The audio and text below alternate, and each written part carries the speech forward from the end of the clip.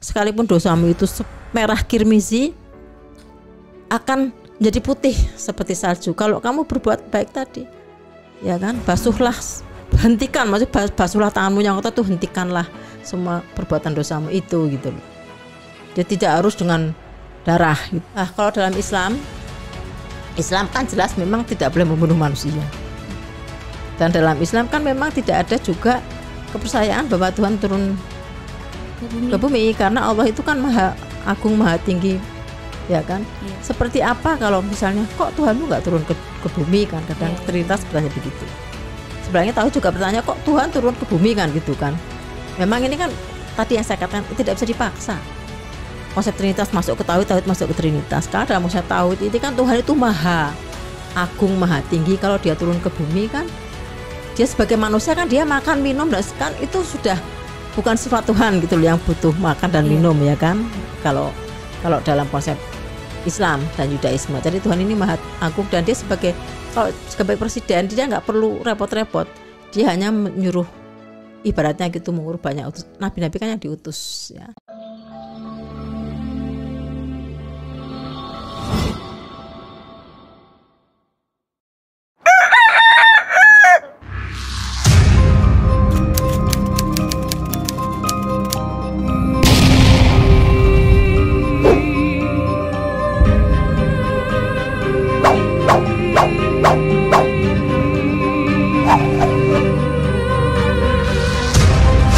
Dan berdiri benteng yang sederhana kecil, benteng Islam, untuk menjadi mata rantai dari benteng-benteng lainnya.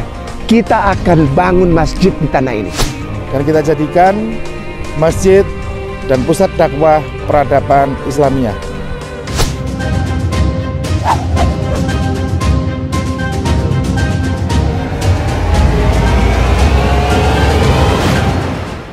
Bunda, kalau misalnya dari perspektifnya Islam dan Yahudi mengenai dogma pengorbanan Yesus itu, pengorbanan darah Yesus itu bagaimana, Bunda?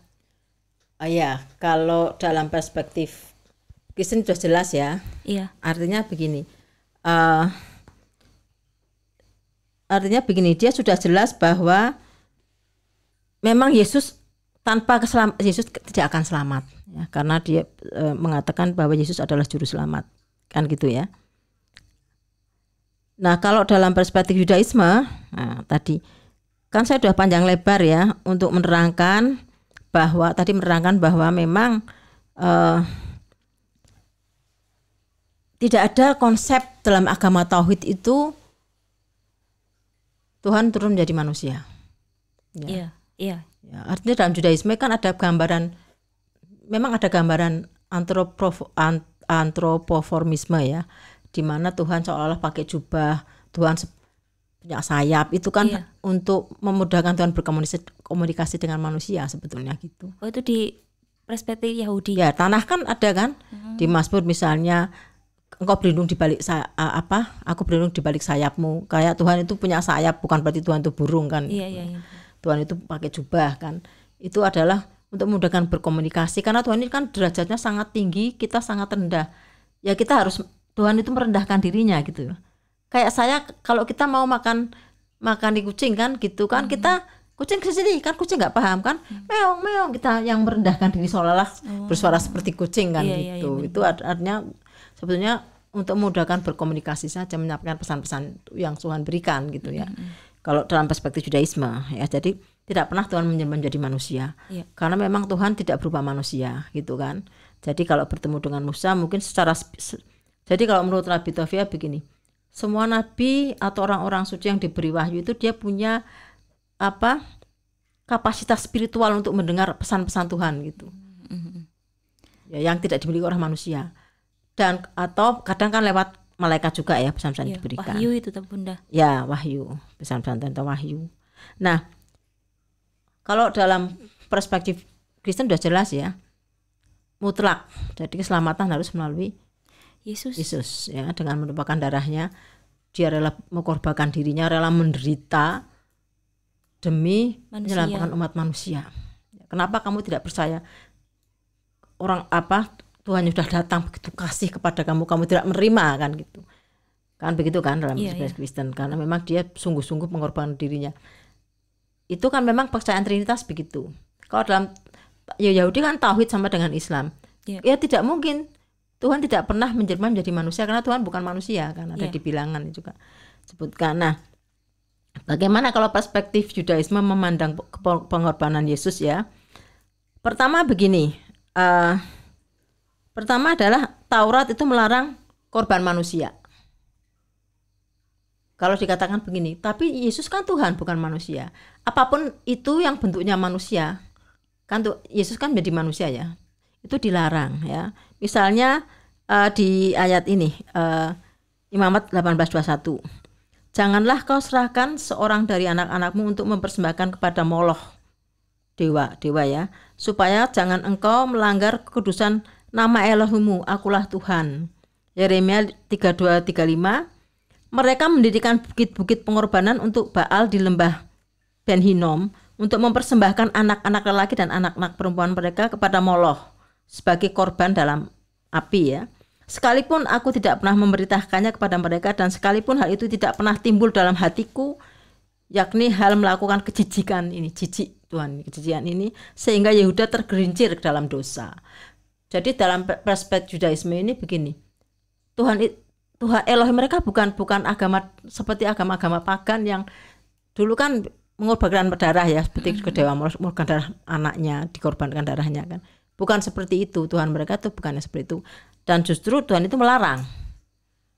Ya, artinya apapun itu yang bentuknya manusia itu sudah dilarang dalam hukum Taurat. Karena itu kenapa Abraham hanya diuji untuk menyembelih anaknya kan. Kemudian juga dia menjadi domba, karena memang larangan dalam Taurat. Nah, kemudian menurut teman-teman yang Yudaisme begini, pengorbanan dalam Taurat itu kan meliputi dua hal ya, minimal dua hal. Satu, sesuai dengan prosedur. Prosedurnya itu apa saja?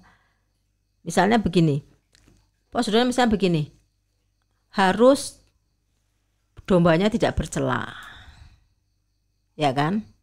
Domba yang saya tidak bercela harus dilakukan di mezbah, disembelih di mezbah. Tidak bercela maksudnya? Ya nggak cacat, nggak ada luka, tidak bercela. Harus dilakukan di mezbah dan harus disembelih oleh orang-orang Lewi, ya, bukan oleh yang lain, tapi harus orang-orang Lewi. Terus tata caranya banyak lagi, harus diperatkan darahnya ke mezbah lah, ke altar, berarti macam-macam tergantung tadi olah apa hatat, apa asam, apa selamim ya. Saya nggak hafal karena banyak banget itu, untuk menghafal itu sulit kan. Jadi intinya ada ritual tersendiri. Nah, itu kan tidak dilakukan dalam pengorbanan Yesus. Jadi Yesus kan tidak dibait suci juga. Misalnya toh itu dianggap korban, kan tidak dibait suci. Juga tidak dibunuh oleh Imam Lewi kan? Iya. Oleh tentara Romawi kalau nggak salah ya. Iya, benar. Dan sudah dipukuli dia, sudah dalam keadaan babak belur. Ya, kan nggak boleh kan? Artinya tidak sesuai dengan kriteria korban dalam versi Taurat. Nah, kemudian dalam versi Taurat itu orang berkorban, misalnya dia menebus dosa, taruhan itu untuk dirinya sendiri. Jadi Mbak Ririn kalau misalnya berkorban ke bait suci misal, untuk kesalahan Mbak Ririn sendiri, bukan untuk kesalahan orang lain. Seluruh manusia. Untuk orang lain artinya. Orang lain. Artinya untuk diri sendiri, karena berdasarkan Yeskel 18:20 ya, orang yang berbuat dosa itu yang harus mati. Anak tidak turut menanggung kesalahan ayahnya dan ayah tidak turut menanggung kesalahan anaknya. Orang benar akan menerima berkat kebenarannya dan kefasikan orang fasik akan menanggung atasnya. Jadi adil di dalam. Kalau kamu dosa ya kamu yang nanggung, bukan orang lain gitu loh. Ya toh. Kalau kamu baik ya kamu yang dapat kebaikan, bukan orang lain. Sementara pengorbanan Yesus dalam perspektif Kristen kan untuk menebus dosa manusia, bukan untuk menebus dirinya sendiri. Iya. Ya kan? Dan ini tidak sesuai dengan hukum Taurat dalam perspektif Yudaisme, gitu kan? Nah, emang zaman dulu ada sejak Kain dan Habil ya. Dia memang ada pengorbanan sejak zaman anak-anak Adam. Tapi pengorbanan itu waktu itu untuk rasa syukur. Jadi lebih ke korban itu kan ada kata korov kalau bahasa Inggris ya. Kalau bahasa Ibrani dekat juga korov ya. Artinya mendekatkan diri. Kalau korban selamim misalnya rasa syukur itu kan mendekatkan diri kepada Tuhan. Kita ini sudah dekat dengan Tuhan, supaya dekatlah kita mengorbankan apa yang kita cintai gitu loh. Misalnya kalau tidak sengaja berbuat salah, dia harus mengorbankan domba atau apa. Kan ada pertanyaan juga, loh kenapa orang Yahudi kok domba nggak salah kok dikorbankan untuk menebus salah dia? Sebetulnya kalau dalam seperti Judaisme gini, supaya kamu tuh kapok nggak berbuat salah lagi, kan kamu terpaksa harus mengorbankan domba gitu loh, ya, supaya kamu jerah. Maksudnya begitu untuk dirimu gitu kan. Sama juga orang Yahudi bertanya, kenapa Yesus nggak adil dong, Yesus nggak salah kok dikorbankan untuk orang lain, kan sama juga pertanyaan itu, sebenarnya hal yang sama kalau kita perbandingkan.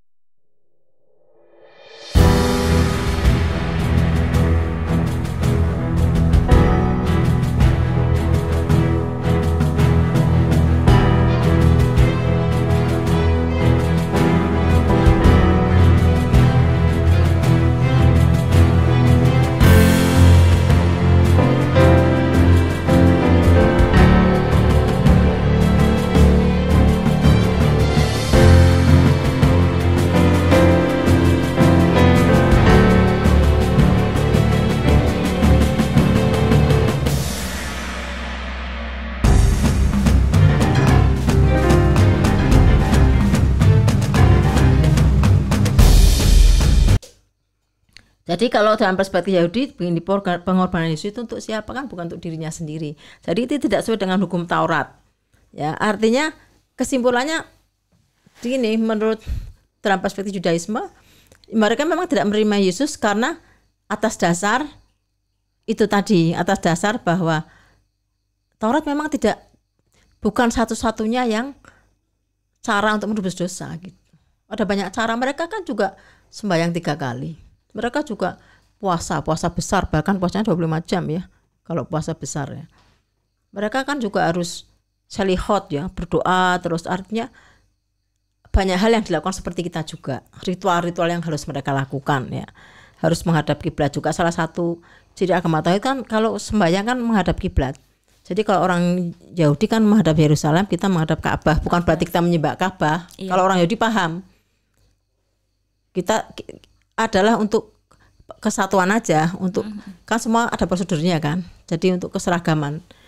Jadi bukan berarti kita menyembah Ka'bah. Jadi kalau orang Yahudi kita sholat kiblat, mereka paham, seperti juga mereka lakukan, hanya bait suci mereka sudah dihancurkan gitu. Tapi tetap mereka menghadap ke bait suci walaupun tinggal tembok barat yang tersisa kan gitu.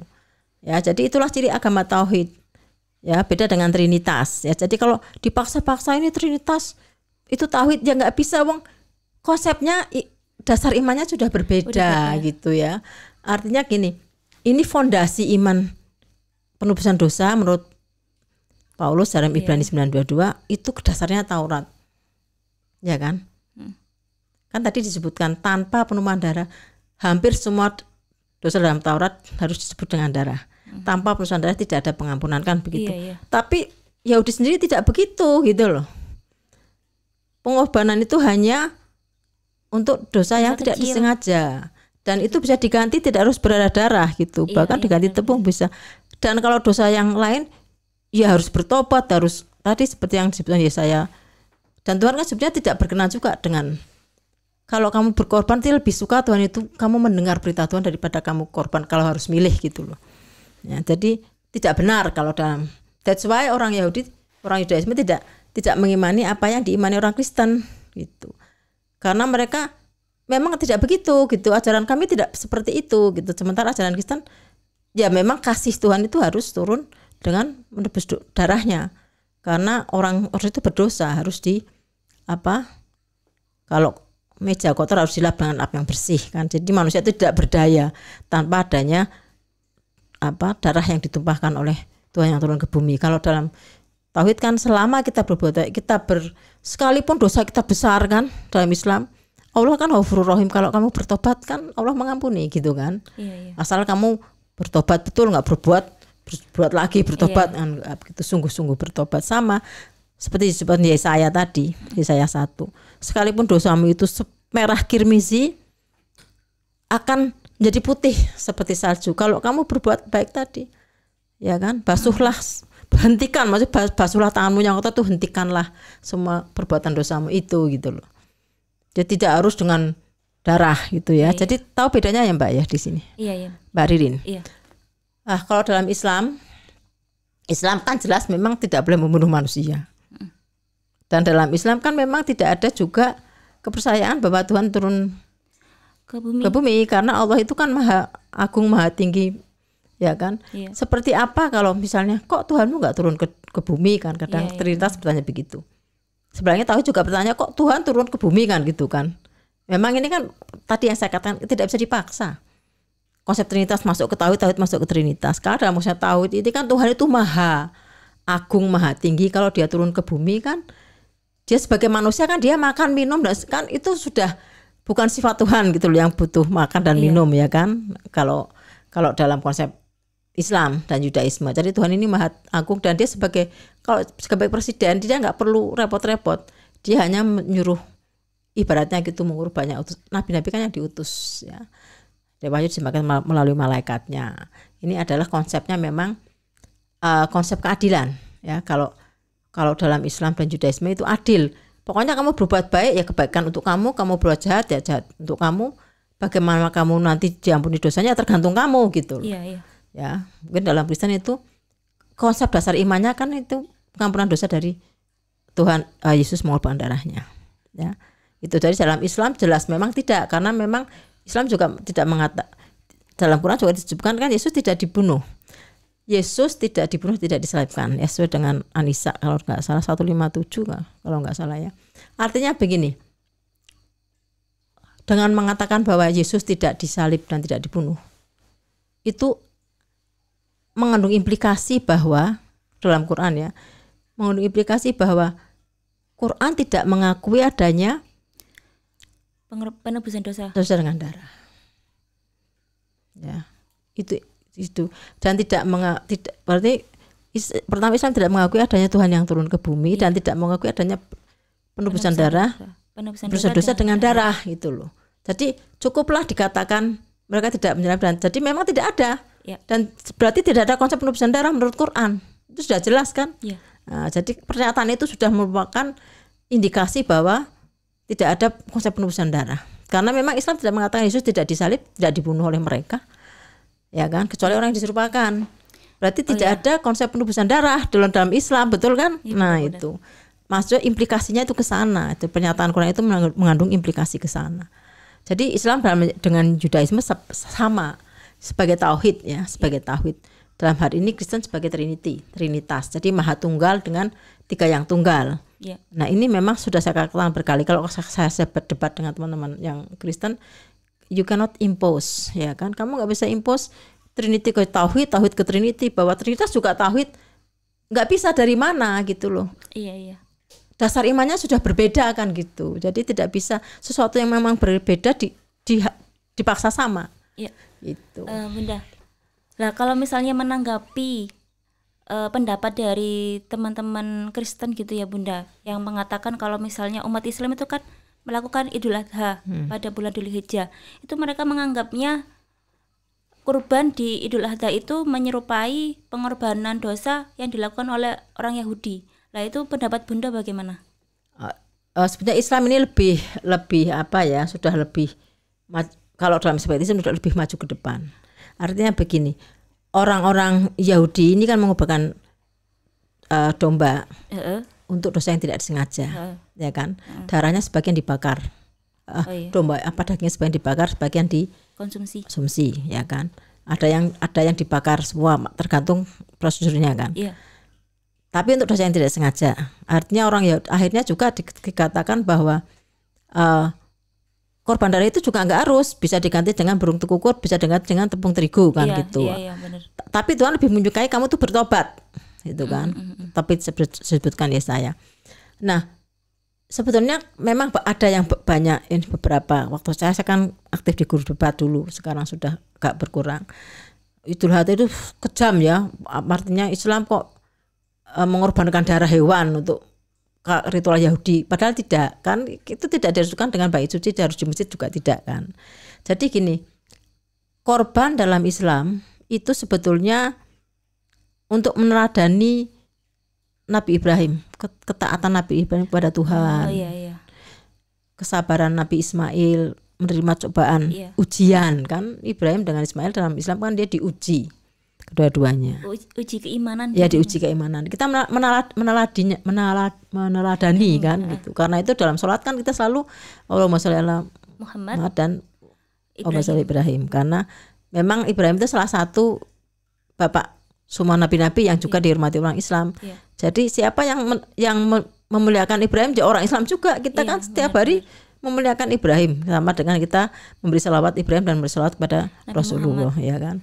Nah, jadi tidak ada kaitannya dengan penebusan dosa tapi untuk meneladani, dan dalam konsep Islam itu kan asas manfaat nih dan fungsi sosial.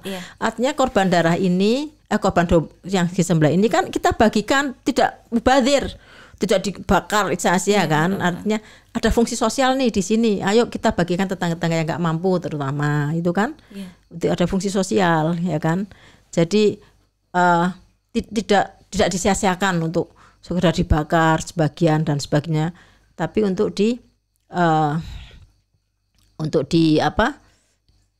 dinikmati bersama. Jadi ada fungsi sosial dan ada kebersamaan di situ ya, kebersamaan.